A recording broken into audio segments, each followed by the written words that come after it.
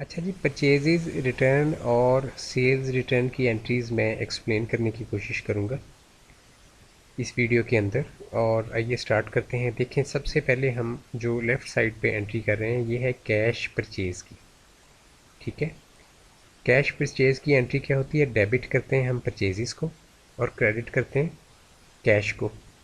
ठीक है, तो इसके अगेंस्ट जब कोई भी कैश परचेज़ हमने की है और बाद में उसमें से कुछ या पूरी अमाउंट वो जो है वो पूरी जो हमने परचेज़ की है वो सारी की सारी रिटर्न कर दी है या हाफ़ रिटर्न कर दी है या कुछ पार्ट रिटर्न कर दिया है, तो अब ये जो इसकी परचेज़ रिटर्न की एंट्री होगी वो होगी डेबिट हम करेंगे कैश को और क्रेडिट करेंगे परचेज़ रिटर्न को। यहाँ पे देखें, हमने ओरिजिनल जब कैश परचेज़ की थी तो क्रेडिट किया था कैश को। ठीक है, और इसके रिवर्स ऑलमोस्ट एंट्री हो रही है कि डेबिट हो रहा है कैश परचेज़ रिटर्न की सूरत में, डेबिट हो रहा है कैश और क्रेडिट हो रहा है परचेज़ रिटर्न। ठीक है, तो अब ये ऑलमोस्ट रिवर्स है, बट यहाँ पे जिधर डेबिट हो रहा था परचेज़ अकाउंट, यहाँ पे क्रेडिट हमारा होगा हमेशा परचेज़ रिटर्न अकाउंट। ठीक है, अब हम सेकंड जो एंट्री है उस पर चलते हैं। तो यहाँ पे क्या था? कैश परचेज़ था, तो कैश परचेज़ में डेबिट हो रहा था परचेज़, तो क्रेडिट परचेज़ जब भी होगी उसमें भी डेबिट होगा परचेज़ हमेशा, और क्रेडिट होता है पेएबल्स। ठीक है, परचेज़ चाहे कैश हो या क्रेडिट हो उसने हमेशा डेबिट होना होता है। ठीक है जी, परचेज़ अकाउंट में हमेशा डेबिट होना होता है। तो क्रेडिट यहाँ पे है पेएबल्स, चूँकि क्रेडिट परचेज़ है इस वजह से क्रेडिट अकाउंट जो है वो हमने पेएबल्स अकाउंट जो है उसको क्रेडिट किया यहाँ पे। तो अब इसके अगेंस्ट जो है यही जो हमने क्रेडिट परचेज़ की थी ये बाद में हमने इसमें से रिटर्न कर दी।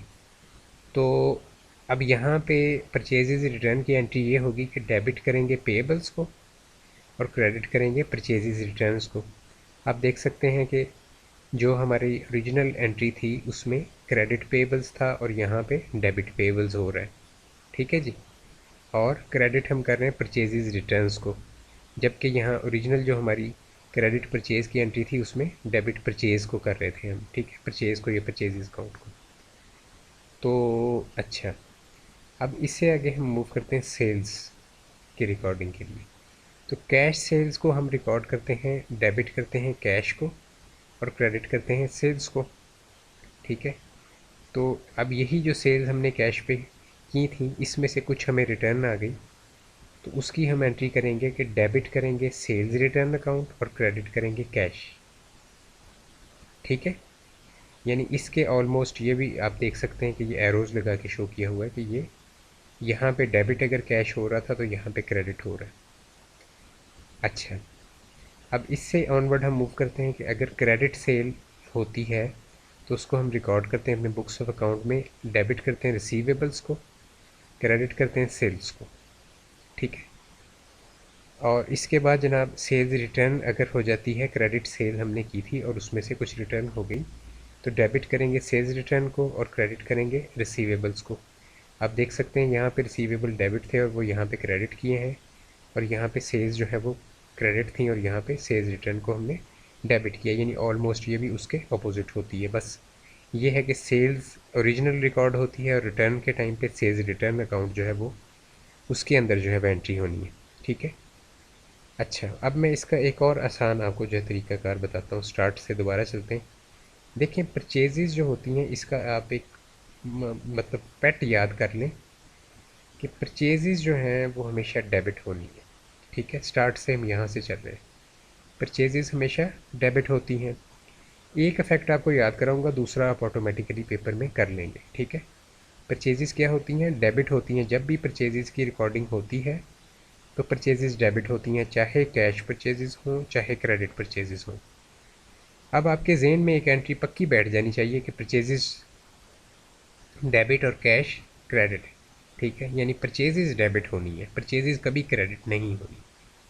जब परचेजेज़ हमेशा डेबिट आप करेंगे तो दूसरा इसका इफेक्ट आप ऑटोमेटिकली बना लेंगे। ठीक है, और परचेजेज़ रिटर्न जो है वो हमेशा क्रेडिट होनी है। क्योंकि परचेजेज़ डेबिट होनी है इस वजह से परचेजेज़ रिटर्न हमेशा क्रेडिट होनी है।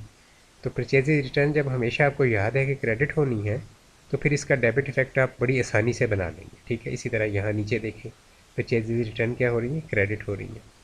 तो ये जनरल रूल्स होते हैं, ये अकाउंट्स का पढ़ पढ़ के, या आपको काम अगर आप करते हैं अकाउंट्स का, तो फिर उसमें आपको ये ज़बानी याद हो जाती हैं। जैसे आपको पता है कि सूरज जो है वो मशरिक़ से निकलना है और मगरिब में गरूब होना है, तो ये इस तरह आपको ये चीज़ें याद हो जाती हैं। इसी तरह सेल्स हमेशा, जब सेल्स होती है तो उसकी हम रिकॉर्डिंग करते हैं तो वो क्रेडिट होती है, क्रेडिट रिकॉर्डिंग होती है सेल्स की। ठीक है, सेल्स काउंट को हम हमेशा क्या करते हैं, क्रेडिट करते हैं।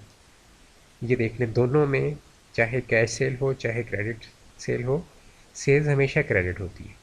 तो ये चीज़ जब आपको याद होगी कि सेल्स हमेशा क्रेडिट होती है, तो इसका ऑपोजिट होगा सेल्स रिटर्न, तो सेल्स रिटर्न हमेशा डेबिट होगा। तो देख लें, दोनों में सेल्स रिटर्न जो है वो काउंट वो डेबिट हुआ है। बाकी इसका जो दूसरा फैक्ट है वो फिर आप खुद से बना लेते हैं।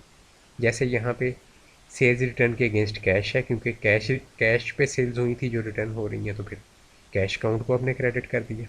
ठीक है, एक फैक्ट आपको आता होगा एंट्री का, तो दूसरा फैक्ट तो ऑटोमेटिकली आप बना लेंगे खुद से। ठीक है, तो इसी तरह यहाँ पे भी अगेन आप सेल्स रिटर्न, सबसे पहले सेल्स रिटर्न जैसे ही आपके सामने आता है तो आप इसको क्या कर देंगे, चूँकि सेल्स क्रेडिट होती हैं इस वजह से सेल्स रिटर्न अकाउंट हमेशा डेबिट होगा। तो अगेन इसका जो है वो आप सोच के जो है सेकंड इफेक्ट जो है यहाँ पे डाल देंगे। चूँकि सेल्स को हमने रिसीवेबल के अगेंस्ट क्रेडिट किया था, इस वजह से यहाँ पे रिसीवेबल अकाउंट जो है वो यहाँ से बेसिकली आ रहा है। ठीक है, या इन अदर वर्ड्स आप ये कह सकते हैं कि सेल्स रिटर्न के अगेंस्ट आप रिसीवेबल को ख़त्म कर रहे हैं, इस वजह से उतने रिसीवेबल माइनस कर रहे हैं रिसीवेबल अकाउंट को क्रेडिट करके, जो कि बेसिकली डेबिट होता है रिसीवेबल, उसको क्रेडिट करके उतने रिसीवेबल कम कर रहे हैं। तो इसमें मल्टीपल लॉजिक्स बन जाती हैं। जिस तरह यहाँ पे सेल्स रिटर्न जब हुई तो कैश के अगेंस्ट थी, तो कैश जो है वो उसको हम कम कर रहे हैं, कैश को क्रेडिट करेंगे तो डेफिनेटली कैश कम होगा ना। तो ये इस तरह से, इस तरह की भी लॉजिक्स बन जाती हैं। बट मैंने जो आपको लॉजिक बताई है कि परचेजेस हमेशा डेबिट होती हैं, सेल्स हमेशा क्रेडिट होती हैं, इसको हमेशा याद रखें। यहाँ से लॉजिक को स्टार्ट करें, आगे सब लॉजिक्स जितनी मर्ज़ी बनाते जाएँ। ठीक है।